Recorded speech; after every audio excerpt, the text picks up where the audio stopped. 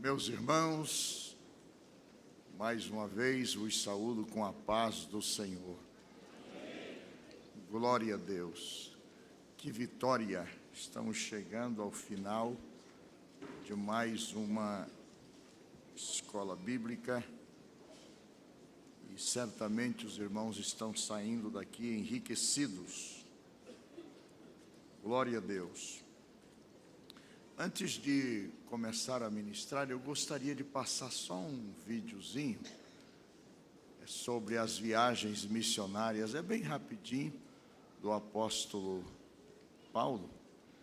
E os irmãos tentem gravar as cidades. É evidente que nesse vídeo é uma animação, que é uma empresa cristã, inclusive da Assembleia de Deus, que faz esses vídeos infantis, mas muito interativo. Você vai ver eles viajando de avião, mas na verdade era de a pé, tá bom? É só para vocês terem uma noção das cidades. Dá para colocar aí, meu irmão? Para introduzirmos?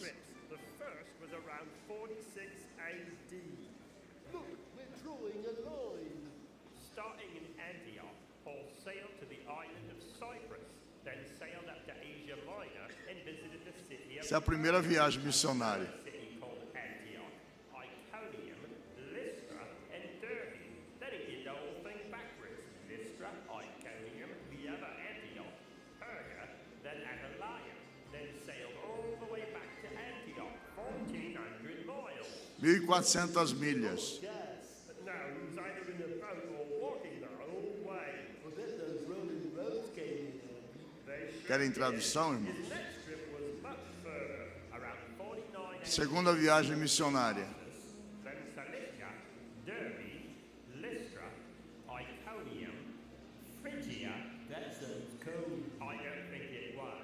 Then up to an area called Galatia, and all the way over to another called Mysia, then Troas, and then he visited Samothrace, Neapolis, Philippi, Amphipolis, Apollonia, Thessalonica, Berea, then all the way down to Athens, which is the center of Greek culture, then over to Corinth, where he stayed for a year and a half, then Synchrony, then back on a boat and all the way over to Ephesus, then all the way down back across the Mediterranean, all the way to Caesarea. Whoa, what a long trip. And then to Jerusalem, 2,800 miles. 2.800 milhas na segunda viagem. He wore out several pair of sneakers.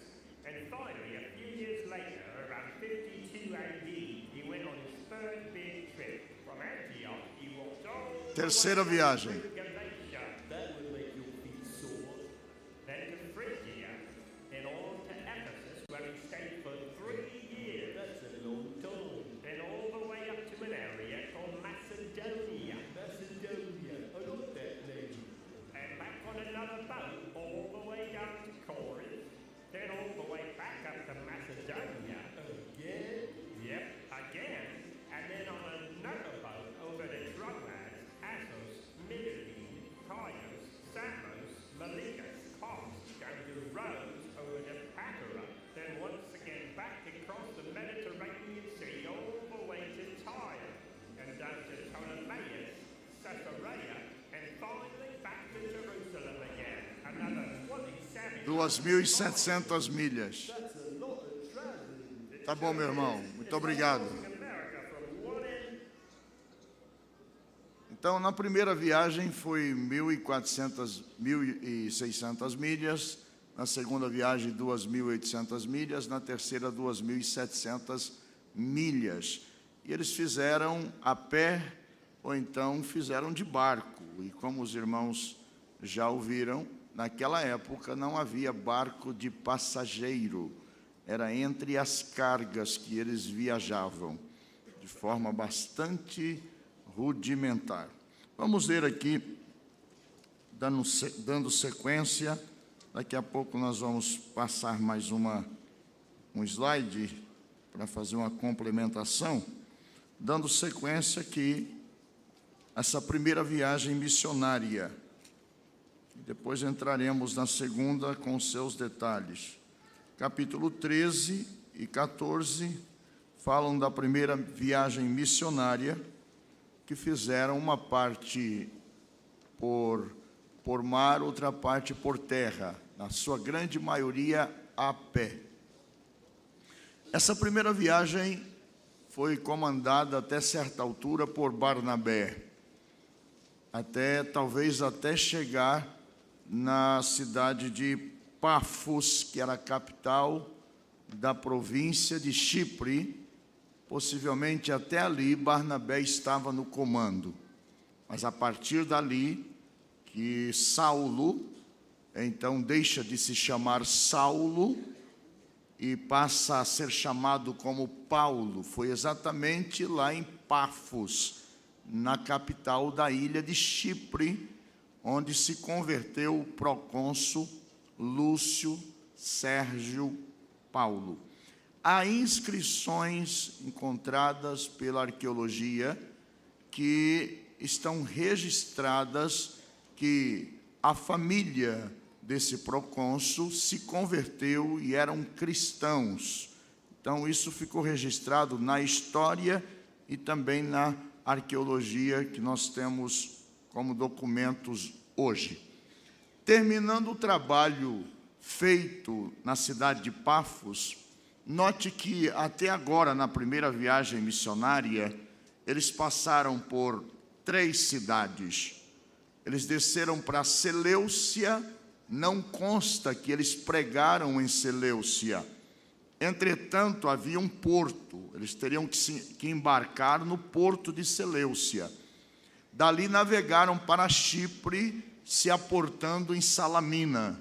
Salamina eles pregaram nas sinagogas. Mas ao chegar em Pafos, não havia sinagoga em Pafos. Então pregaram na praça, e a praça principal chamava-se Ágora, que era o centro comercial de uma cidade grego-romana. E nessa pregação na praça, então, encontramos o procônsul ouvindo a mensagem, creu ele, a sua casa, e já deixou ali uma congregação, um grupo de crentes.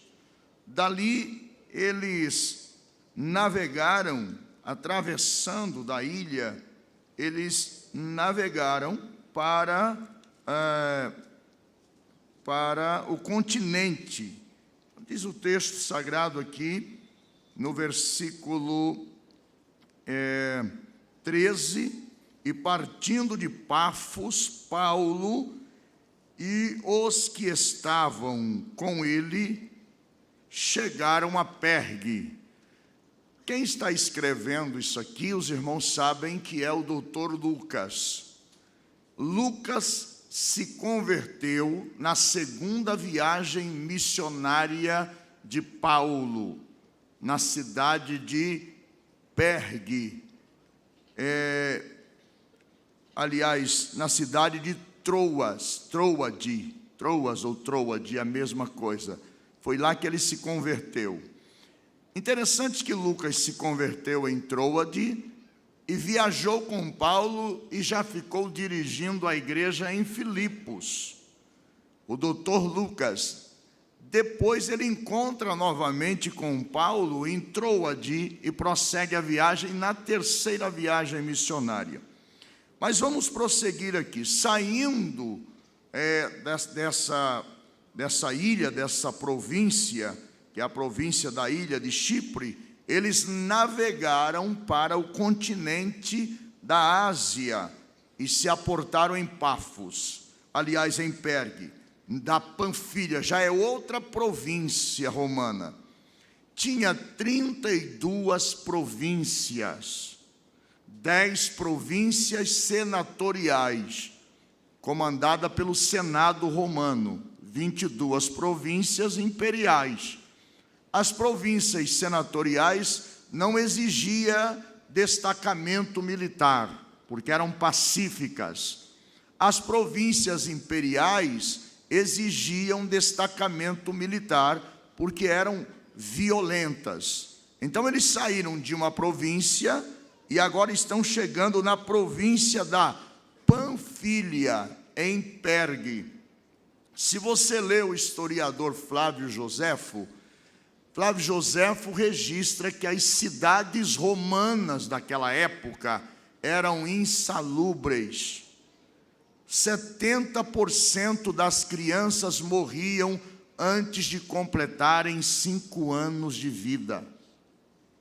Cidades aonde não oferecia nenhum tipo de conforto, muita doença, muita enfermidade.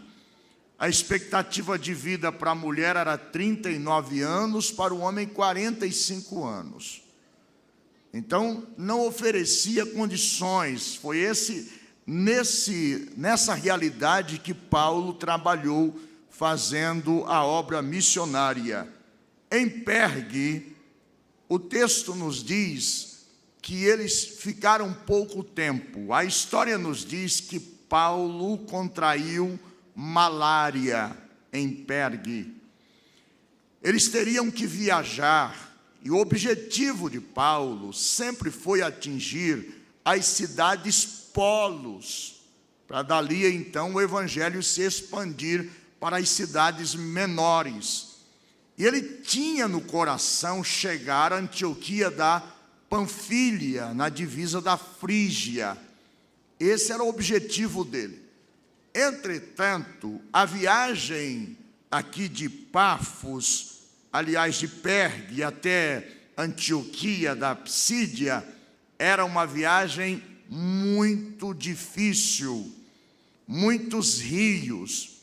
Quando você lê esse texto, você obrigatoriamente tem que recorrer ao capítulo 11 de 2 Coríntios, porque ali ele fala sobre os perigos enfrentados exatamente nesse percurso entre a cidade de Pergue, na Panfília, e a cidade de Antioquia da Psídia.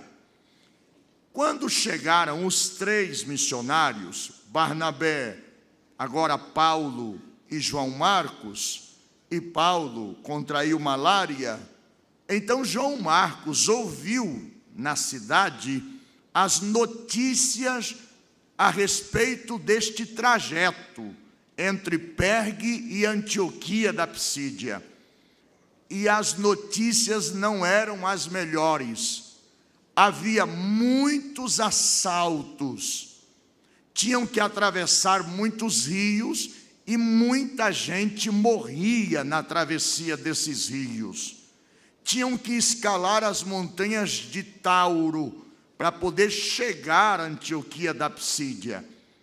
Quando o jovem João Marcos ouviu tudo isso, numa linguagem mais jovial, ele disse: estou fora. Até ali era uma bênção, até ali ele estava vivendo aquele sonho missionário. Mas quando começou as notícias, olha, se não morrer na travessia do rio, morre na mão dos assaltantes. Se não morrer na mão dos assaltantes, morre na escala das montanhas, ou então morre de malária. O jovem João Marcos disse: eu preciso casar ainda. Não é? Esse negócio não vai dar certo, não. E ele voltou, desde a Panfília voltou para Jerusalém. E os 2 missionários prosseguiram. Ele esteve doente, mas muito doente mesmo.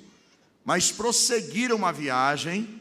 Vamos ler aqui, na 2ª carta de Paulo aos Coríntios, ele fala sobre isso.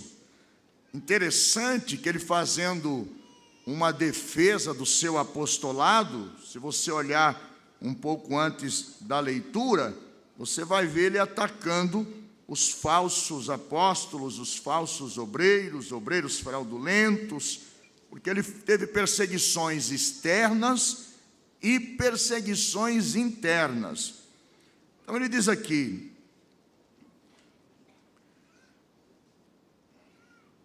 a partir do versículo 23, glória a Deus, são ministros de Cristo, porque eles estavam colocando em dúvida o seu apostolado. Falo como fora de mim. Só para você se situar, Paulo escreveu as 2 epístolas aos Coríntios desde Éfeso. As cidades que ele demorou mais tempo foram Éfeso e Corinto. Éfeso 3 anos, Corinto 1 ano e meio, para estabelecer essas 2 igrejas. Agora ele está fazendo uma defesa.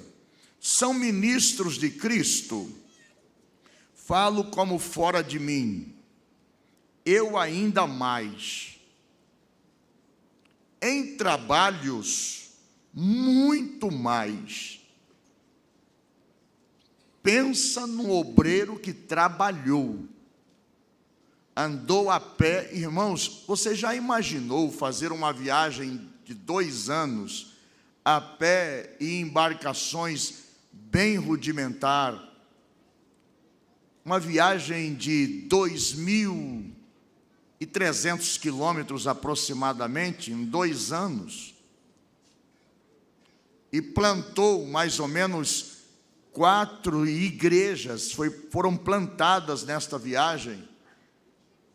Deixou igrejas plantadas, e nesses 2 anos, além de deixar igrejas, imagine, irmãos, ele estabeleceu anciãos, já na primeira viagem. Anciãos, muitas vezes chamados de bispo ou então de presbítero. Então ele faz aqui essa defesa e ele diz, porque ele estava sendo atacado internamente, ele tinha que se defender. Em trabalho, muito mais. Eu trabalhei muito mais do que todos eles. Em açoites, muito mais.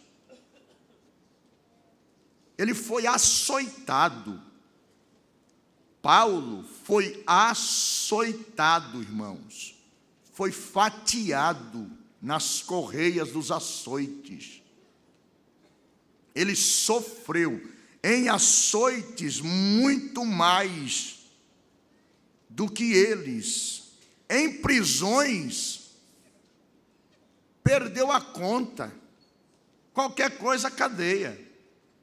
O homem estava fazendo a vontade de Deus na orientação do Espírito Santo. Foi o Espírito Santo que separou, que enviou, mas onde chegava, com facilidade levantava grupos de judeus contra ele. E agora estavam querendo acabar com o seu nome na igreja de Corinto, e ele entra em defesa. E nesse texto ele está falando justamente desse trajeto de Pergue até Antioquia da Psídia. Recebi 2 judeus, isso aqui é forte, 5 quarentenas de açoites menos 1. Você que é bom de matemática, quantos açoites?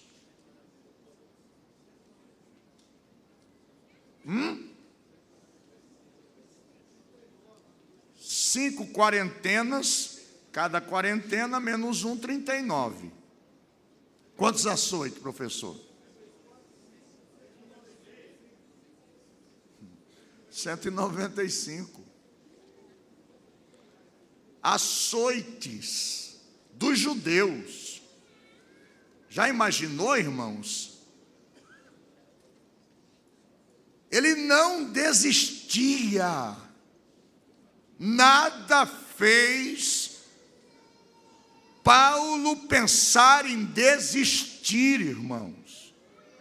Aquela visão, aquele encontro com Jesus na estrada de Damasco, foi tão pessoal, tão forte, que ele não tinha alternativa. Açoites, só dos judeus 5 quarentenas de açoites menos 1, 195 chibatadas pesadas.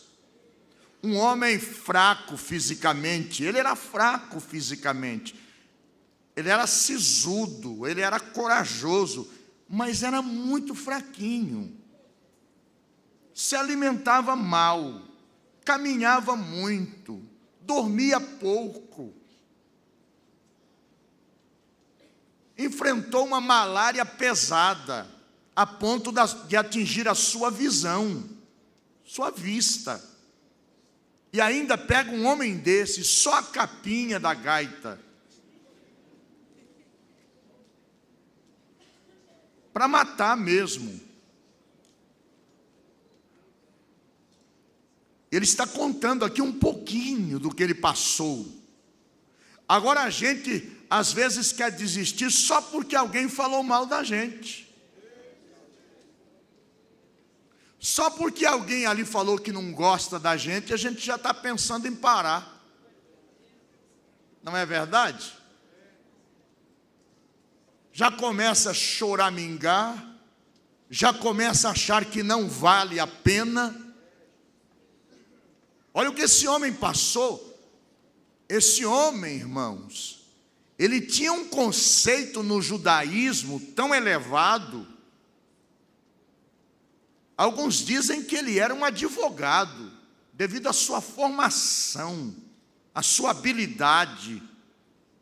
Era para ser um dos maiores doutores da lei em Jerusalém, o mais respeitado, o mais cortejado. Só que aquela palavra de Jesus, eu lhe mostrarei o quanto se deve padecer pelo meu nome, é o que acontece muitas vezes conosco. A gente não tem alternativa, chorando, gemendo, se arrastando, mas a gente não tem como desistir.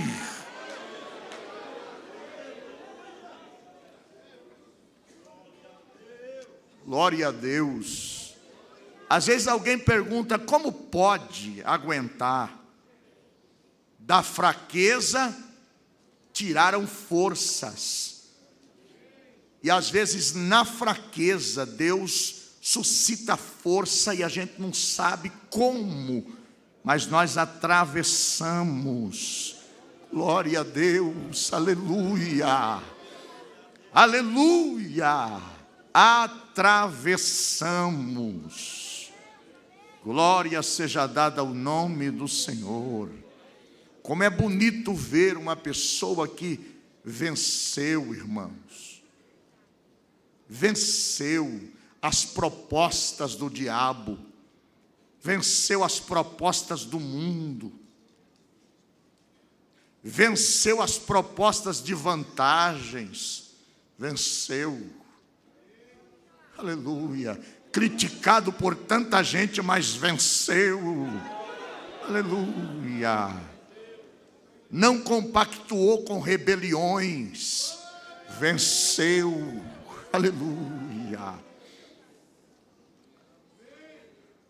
Rebelião é a coisa mais triste que existe para um crente, quiçá para um obreiro.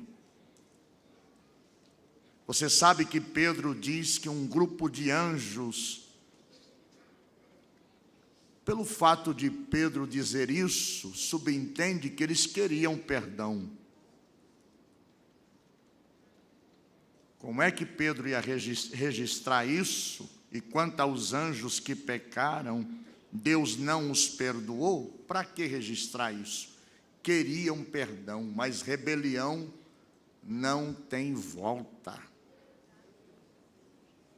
O pecado de rebelião é pecado de feitiçaria. Paulo tinha tudo para se rebeliar até contra a igreja de Jerusalém. Mas ele nunca, nem de longe passou na sua cabeça. Todo obreiro, todo pastor que preside sempre vai ter um diastrefo perturbando ele. João teve o Diótrefes. Veja que na terceira carta ele reclama. Vamos ler lá no versículo 9. Eu vou aqui caminhando paralelamente com Paulo e na instrução do Espírito, porque eu sei que Deus quer, às vezes, desviar o roteiro um pouquinho. Veja, João, irmãos, o mais jovem do apostolado, era bem jovenzinho, menino, entre os apóstolos. Agora já é velho, um homem bom, o apóstolo do amor. Se você ler as suas 3 epístolas, o evangelho que traz o seu nome e também o Apocalipse, você vai ver com que doçura ele escreve. Agora no versículo 9, veja ele reclamando: irmão, todo obreiro tem. Jesus teve um Judas, Paulo teve um Alexandre.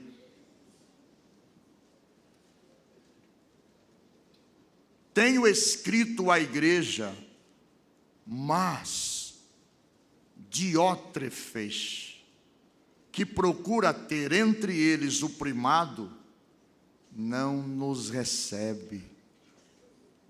Que coisa terrível. Paulo não entrou pelo caminho da rebelião, ele venceu. Ele morreu com aproximadamente 57 anos de idade. Morreu por martírio, na época em que Nero estava matando cristãos, culpando eles de terem colocado fogo na cidade. E um cooperador de Paulo,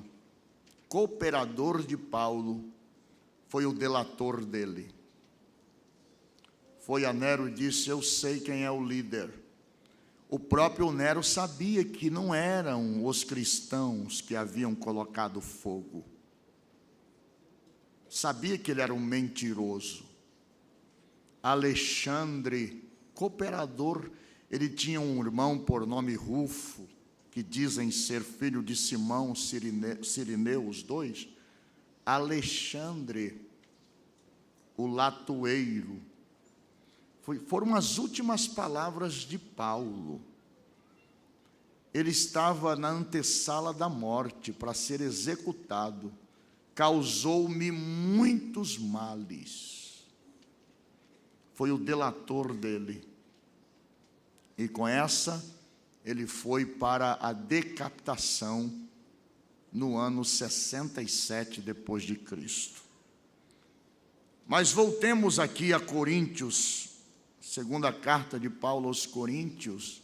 Se você vê o significado do nome Coríntios, você vai arrepender. É lógico que hoje você não tem mais essas coisas, você é crente hoje.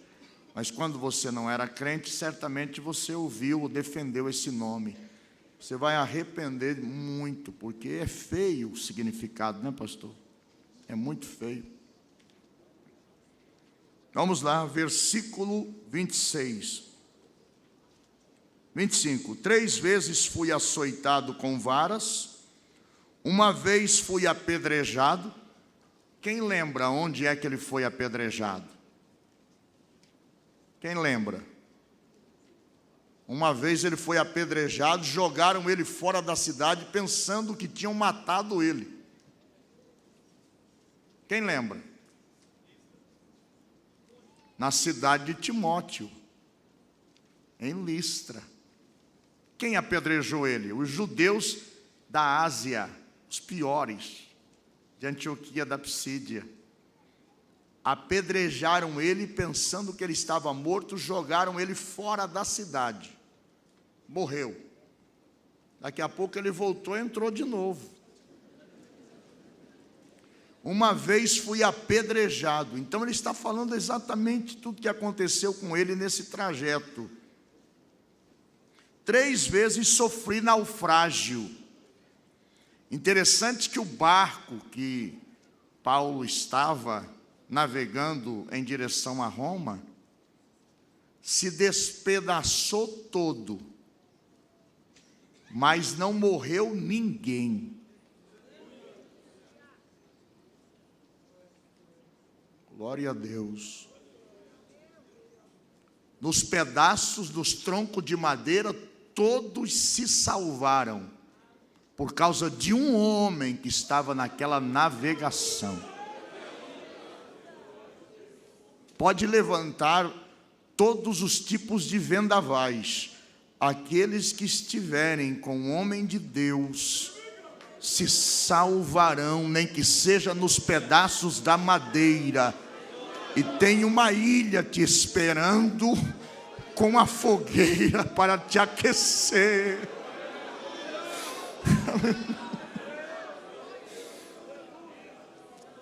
Aleluia. O anjo de Deus, de quem sou e a quem pertenço, esta mesma noite esteve comigo. Oh, glória a Deus. Pode despedaçar o navio, mas os que estiverem com o homem de Deus serão salvos.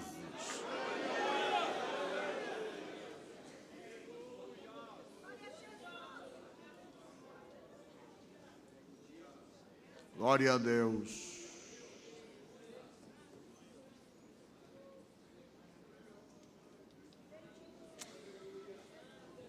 Glória a Deus. Estou sentindo a presença de Deus aqui.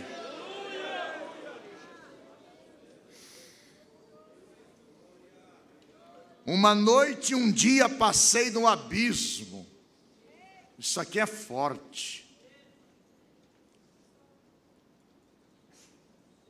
Alguns dizem que isso aqui foi uma espécie de um arrebatamento satânico, um sofrimento, uma guerra satânica que ele sofreu. Muito ataque, muito forte. O diabo ataca de todos os lados. Ataca o obreiro na família, quando ele vê que ele não consegue, porque o obreiro cai para o joelho e o vento sopra, bate de lá para cá, daqui a pouco Deus levanta de novo. Ataca na saúde física, para matar mesmo. E ataca também no emocional, a ponto às vezes do obreiro pensar, irmão, não me diga que nunca você pensou, talvez você já tenha uma idade que possa ser meu avô, mas não me diga que você nunca pensou que você não tinha chamada. Chega uma hora, no emocional, mas exatamente nesse momento que o Senhor nos arrebata, e lá de dentro o Espírito Santo tira uma força tremenda e você reage. Glória a Jesus. Glória a Deus. Ainda sou jovem na idade, mas já passei alguns pedaços. Passei uma luta tão grande que imaginei que ia morrer. E no meio dessa luta, um obreiro amigo passou pela minha casa e disse: pastor, Deus mandou eu vir aqui, passar uma noite na sua casa, orando. Eu disse amém. E aquela noite Deus deu uma visão para ele. Ele não sabia do que estava acontecendo, porque existem muitas coisas que a gente não pode compartilhar com ninguém. Mas com ninguém mesmo, é nós e Deus. Você não tem um ouvido para te ouvir. E de manhã ele disse: pastor, eu vi um vento tão forte que vinha do norte para o sul e batia na sua casa de impeto, e a parede começou a estalar e a casa começou a entortar para cair. E o vento soprava e a casa estalava e parecia que ia cair tudo. Daqui a pouco o vento virava e vinha do sul para o norte. E começou a empurrar de lá para cá, e a parede vinha para cair, vinha para cair, estalava toda e não caía. Daqui a pouco o vento ia do leste para o oeste, e bateu de impeto nos 4 cantos, até que o vento passou. A casa ficou um pouco torta, mas não caiu. Eu disse, glória a Deus. Não caiu. E não caiu mesmo. Graças a Deus. Graças a Deus. Eu e a minha esposa chorávamos sozinhos. Sozinhos. Mas não tinha acerto, nós tínhamos que continuar. Vamos ver aqui, versículo 25, terminando. Uma noite e um dia passei no abismo, em viagens muitas vezes. Nós vimos ali, só nessas 3 viagens missionárias, porque na verdade ele fez uma 4ª, que era a viagem da prisão, e possivelmente uma 5ª, porque entre a primeira prisão de Roma e possivelmente a 2ª prisão que culminou na sua morte, possivelmente ele tenha feito mais uma viagem missionária, mas não está registrado. Pastor, quais são as fontes? A fonte que nós temos sobre Paulo é Atos dos Apóstolos e as 3 epístolas. Nós não temos outras fontes. Temos alguns comentários dos pais da igreja a respeito de Paulo, mas não temos outras fontes. Então nós nos baseamos exatamente aqui. Mas o Espírito Santo é tão maravilhoso que ele foi deixando pistas de datas, de locais, de situações, para a gente se situar no livro de Atos dos Apóstolos.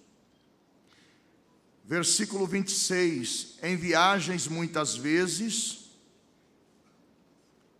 se somarmos as viagens, vai dar mais ou menos uns 8.000 quilômetros. Em perigo de rios, a travessia.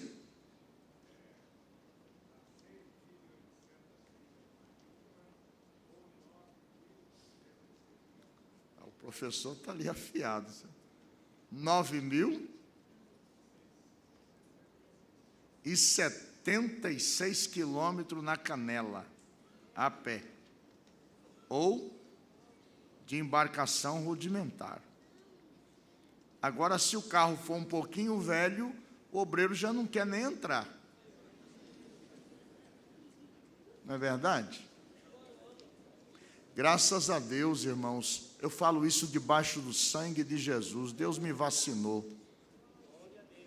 Eu sei andar de carro bom, por bondade de Deus a gente tem acesso a isso, como disse o pastor Ailton, mas sei andar de carroça se for preciso, ou de a pé também, apesar de não aguentar por causa da estrutura da coluna, mas se for preciso também.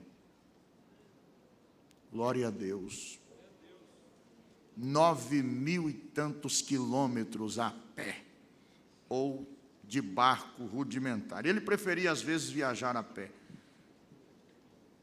Agora veja o prosseguimento aqui do versículo 26. Em perigos de salteadores, em perigo dos da minha nação. Mas Paulo até os judeus lhe ameaçava muito mais. Em perigos dos gentios. Para onde ele corria, ele estava correndo risco. Aí ele corria para dentro da igreja, em perigos na cidade, em perigos no deserto, até no deserto. Em perigos no mar, em perigo entre os falsos irmãos. Então essa história é antiga, irmãos.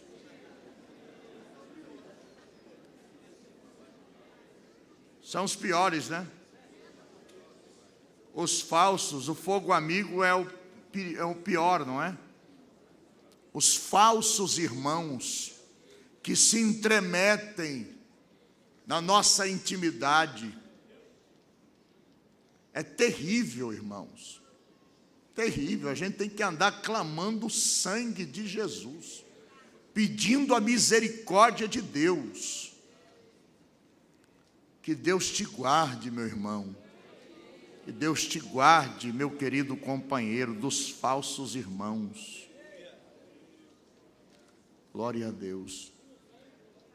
Não sei se lá na região do pastor Darli, do pastor Silvino, os crentes gostam de ficar na casa do pastor. Mas lá na minha região eles não gostam de ir na casa do pastor. Não sei se tem medo de mim. Eu até convido, mas não vão. Aí eu penso, será que é Deus? Porque eu gosto que os crentes vão na minha casa. No Mato Grosso, as casas são tudo perto da igreja, às vezes no próprio quintal da igreja. Eu morei sempre assim. Mas lá eles não vão, irmãos. Não é? Mas a gente, obreiro, irmãos, apesar de ser tão bom a comunhão, ter irmãos na nossa casa, mas devemos ser criteriosos. Porque é dali que sai o problema.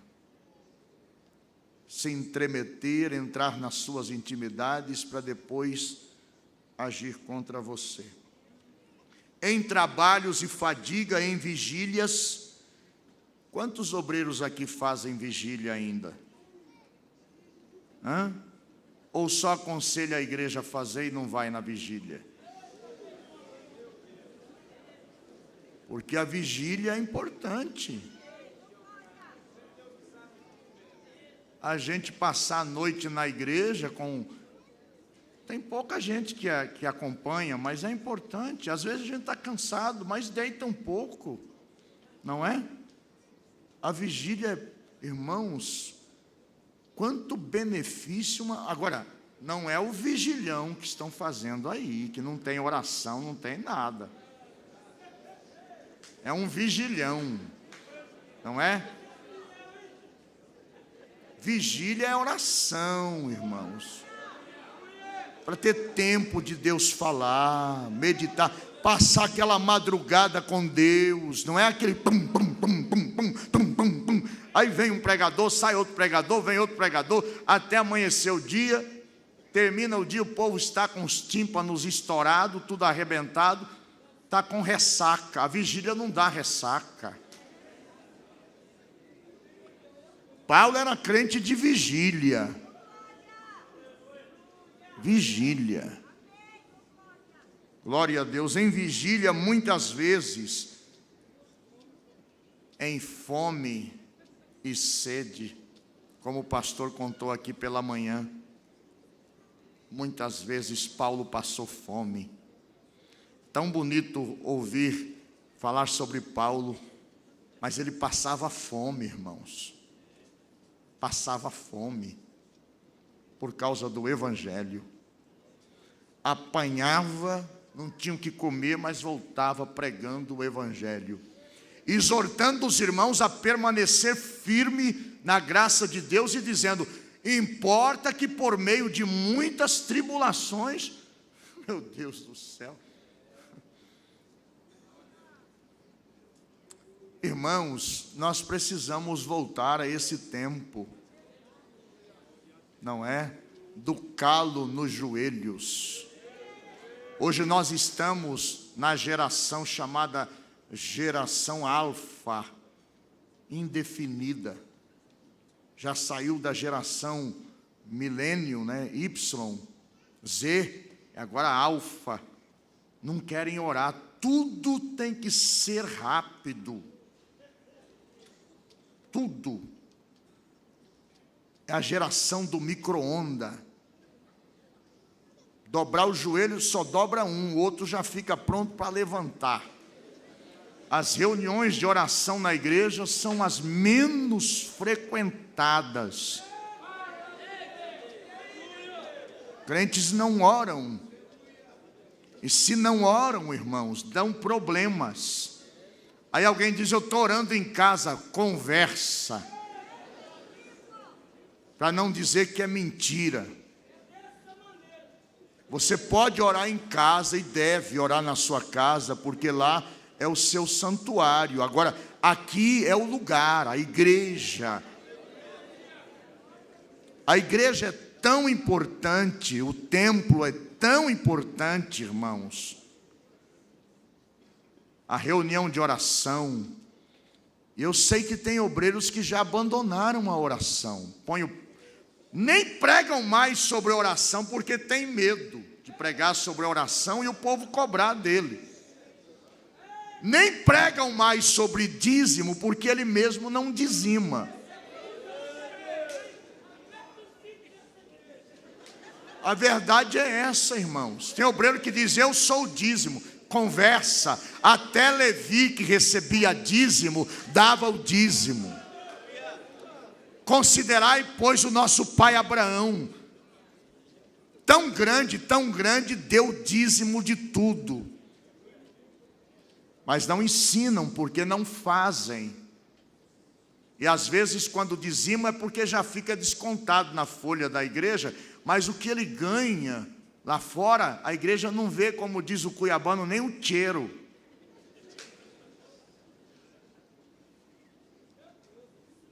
E aí é uma lástima. Eu ensino, porque até dos presentes que eu recebo, eu dizimo. Eu dizimo por bondade de Deus, eu aprendi isso. Sou o primeiro. E nunca me faltou nada, meu companheiro.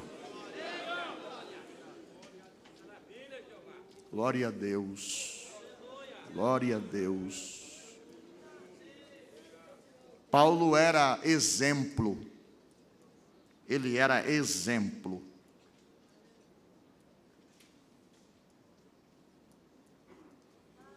Glória a Deus. Em tudo ele foi exemplo.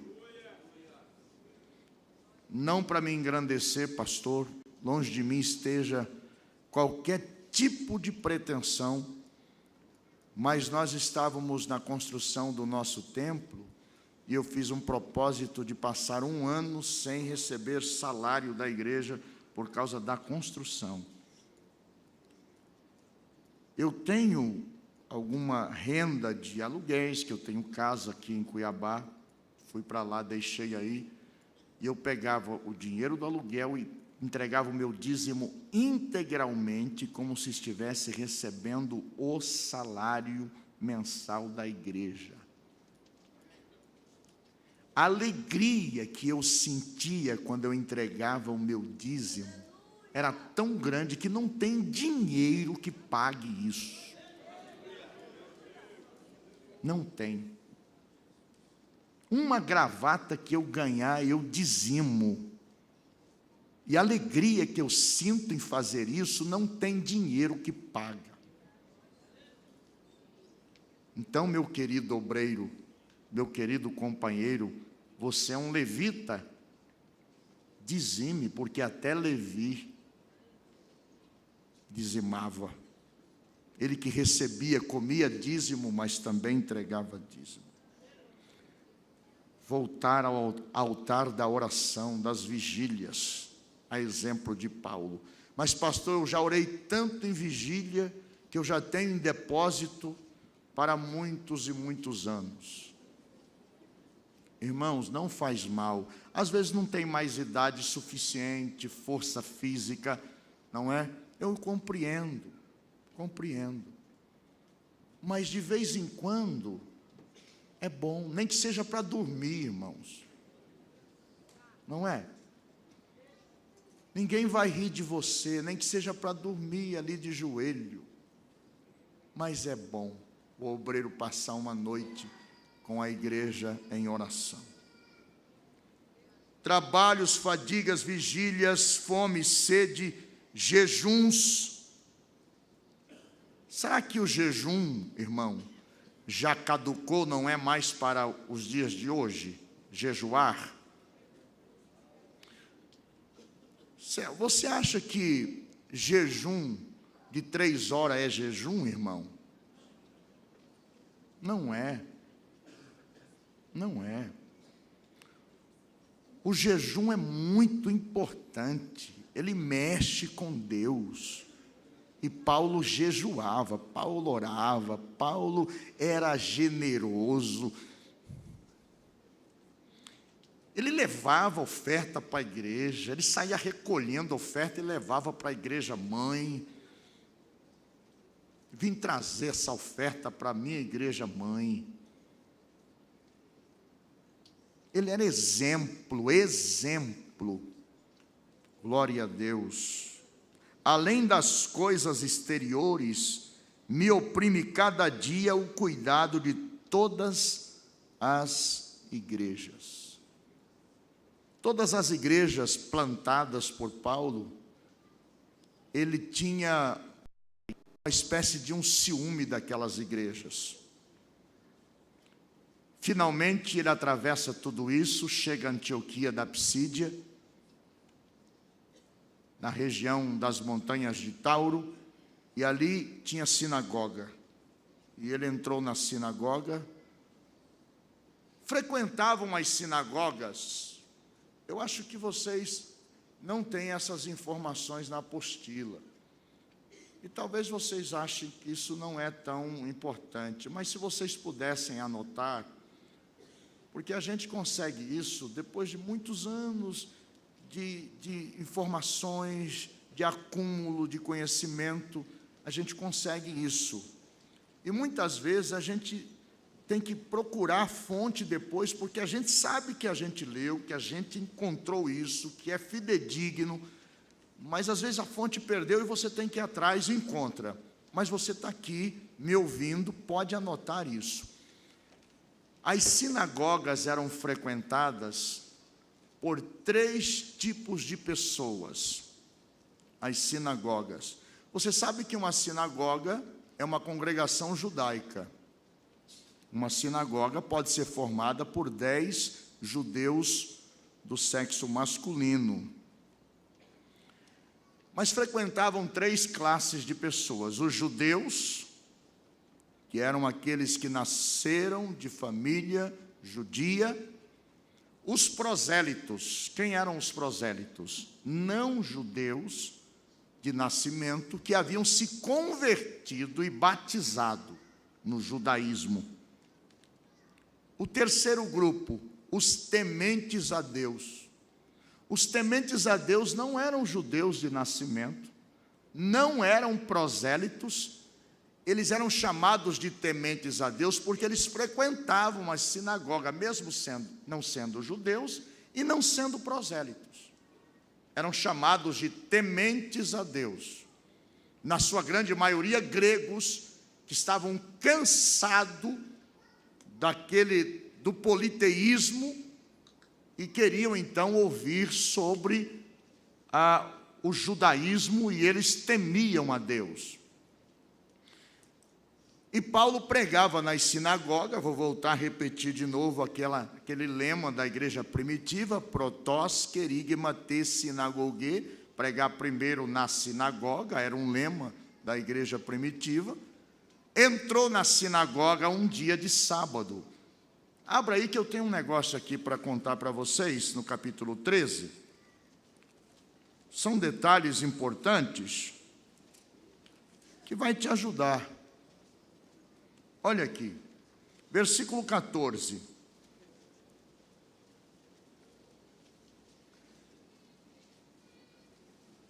E eles, saindo de Pergue, chegaram a Antioquia da Psídia. E entrando na sinagoga, se tivesse sinagoga, primeiro na sinagoga. Num dia de sábado, porque só nos sábados as sinagogas abrem, assentaram-se. Depois da lição, preste atenção nisso aqui. Depois da lição da lei e dos profetas, o Parashá e o Haftará. Você sabe que até hoje, as sinagogas judaicas, até hoje, têm o Parashá e o Haftará. O que é isso, pastor? São porções das Escrituras, uma porção da Torá e uma porção dos profetas, combinando. Os profetas e a Torá são divididos em 52 porções. Em um ano, eles leem toda a Torá e todos os profetas. É chamada da leitura do sábado. A porção do sábado. Lembra que Jesus entrou na sinagoga? Interessante, irmão. Interessante. Eu estou pregando aqui consciente do que eu estou falando para mim mesmo também. Jesus morava, foi criado, cresceu na onde? Onde é que ele cresceu? Onde é que ele foi criado? Nazaré da Galileia. Uma cidade muito pobre, difícil, sem estrutura. Tinha uma sinagoga lá ou não? Tinha ou não? Tinha. Jesus congregava lá ou não? Congregava ou não congregava? Ele ia na sua congregação, conforme era o seu costume. Jesus tinha costume de congregar. Pelo menos mais de 20 anos ele congregou na mesma igreja. E aí Jesus se tornou famoso, porque a sua fama se espalhou. Era o Rabi da Galileia, o pregador dos pregadores. Mas quando chegava no dia do culto, ele estava na sua congregação. Jesus já havia começado o seu ministério, e a Bíblia diz que depois que ele começa o seu ministério, nunca lhe foi dada oportunidade para ler nenhuma porção do Haftará, porque só podia ler o Paraxá, o Shazam, que era o chefe da sinagoga, mas o Haftará, que era a porção da lei, um membro da sinagoga podia ser convidado para ler. Era a porção 51. Estava terminando o ano judaico. Ele tinha começado o seu ministério. E ele entrou na sinagoga conforme era o seu costume. E agora chegou a hora de convidar um membro para fazer a leitura. E convidaram ele. E ele levantou para ler. E a porção que ele devia ler, irmãos, era composta de, no mínimo, 2,5 capítulos. E ele leu 1,5 versículo. E fechou. E sentou-se. E assentou-se. Jesus congregava. Imagine os irmãos que são mestres, professores, como nós temos aqui. Jesus sentado lá, ouvindo os judeus abrir as porções do Haftará todos os sábados e ler anos após ano a mesma porção, porque eles repetem até hoje.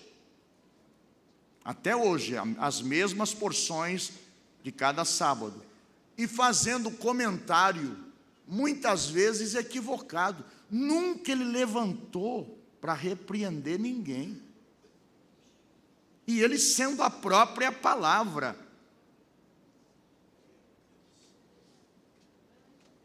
Lendo a respeito dele, ele nunca disse: ei, está errado aí. Não. Ele esperou chegar o dia certo, a data certa do começo do seu ministério. O dia que ele pôde dizer: hoje se cumpriu esta escritura aos vossos ouvidos, ou aos vossos olhos. Então, chegou a hora, ele leu. Esses tempos atrás, saiu uma matéria num jornal israelense, intitulado: O que aconteceu com o Haftará que Jesus leu? Porque hoje não leem mais a porção que ele leu. Eles proibiram fazer essa leitura nas sinagogas. e subtraíram várias porções do Haftará para não fazer nenhuma referência àquelas porções com a pessoa de Jesus. Esse jornal israelense escreveu o que aconteceu com essa porção. Por que tiraram? A porção 51. What happened? Jesus Haftará. O que aconteceu com o Haftará de Jesus? Jesus congregava. Glória a Deus. Então diz aqui o texto, para caminharmos para o encerramento. Depois da lição da lei dos profetas, do Haftará e do Parashá, quando terminou a leitura, sabendo que eles eram judeus, então franquearam a oportunidade para eles falarem. Era o que Paulo estava esperando. Ele sentou, toda a cerimônia judaica, leitura da porção do sábado, da lição dos profetas e da lei. Aí ele levantou, naquela autoridade que lhe era bem peculiar, aquele homem franzino, mas de uma didática extraordinária, e começou a pregar. Por 3 sábados ele pregou na sinagoga, de maneira que quase toda a cidade de Antioquia vieram para ouvi-lo. E os judeus da Ásia investiram contra ele, expulsaram ele da cidade de Antioquia, e ele vai para Pergue, para Listra. Em Listra ele conseguiu evangelizar a família de Timóteo. Depois voltou confirmando os cristãos que estavam nessas cidades e voltou para a sua igreja de referência, a igreja de Antioquia. Voltou para dar o relatório, depois de 1.600 milhas de caminhada, 2 anos de missão. Trouxe o relatório, a igreja se regozijou. Agora, irmãos, encerrando aqui, nesse período em que Barnabé e Saulo estiveram fora, que agora era Paulo, chegaram uns judeus de Jerusalém chamados judaizantes. Quem eram os judaizantes? Eram, na sua grande maioria, fariseus que haviam se convertido. E chegaram na igreja de Antioquia, e a pregação deles era esta: se vocês não guardarem a lei e circuncidarem, de maneira nenhuma vocês poderão se salvar. E o povo estava confuso, porque Paulo estava pregando uma coisa e chegaram esses judeus lá de Jerusalém pregando outra coisa. Se vocês não guardarem a lei e se circuncidarem, de maneira nenhuma vocês podem se salvar. Já estava formado o problema. Então Paulo e Barnabé desceram a Jerusalém, capítulo 15, foi o primeiro concílio de Jerusalém, para resolver esta questão. E aí? A salvação é lei mais Messias, ou é só Messias, ou é só lei? E os anciãos se reuniram para se entenderem neste assunto. Porque dentro da igreja em Jerusalém, a coisa era séria. Lembra de Pedro, depois que ele passou pela casa de Cornélio? Quando ele chegou em Jerusalém, houve uma reunião de ministério. E se ele não tivesse muita autoridade, eu acho que eles tinham disciplinado Pedro. Você entrou na casa de um gentio e comeu com eles. O próprio Pedro, quando entrou na casa de Cornélio, disse: vocês bem sabem que não me é lícito entrar na casa de um gentio. Então veja, a igreja em Jerusalém tinha essa concepção,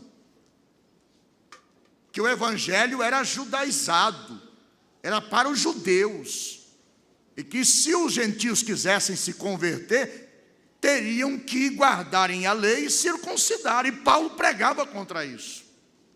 porque ele havia aprendido na própria lei que a salvação, quando o Messias viesse, era através do Messias. Veja o que ele escreveu à igreja da Galácia, no capítulo 5, versículo 2. Se vocês se deixarem circuncidar, Cristo para nada se aproveitará. Agora, nós temos hoje na modernidade algumas igrejas querendo se judaizar, irmãos. Sim, senhores. E pasme os irmãos, que às vezes até na nossa Assembleia de Deus quer judaizar o cristianismo, quer colocar todos aqueles tipos judaicos dentro da igreja. Daqui a pouco estão circuncidando os irmãos. Não vai longe não. O que estão fazendo, irmãos? Pegam aí, faz um caixote de madeira dizendo que é a Arca da Aliança e veste uma pessoa de uma roupa que a gente não sabe se tem nada a ver com sacerdote e entram na igreja parecendo uma procissão. E tem irmãos que parece que vai ser arrebatado quando vê isso. Irmãos, a Arca da Aliança era uma coisa tão séria que para transportar ela, os coatitas não podiam nem ver ela.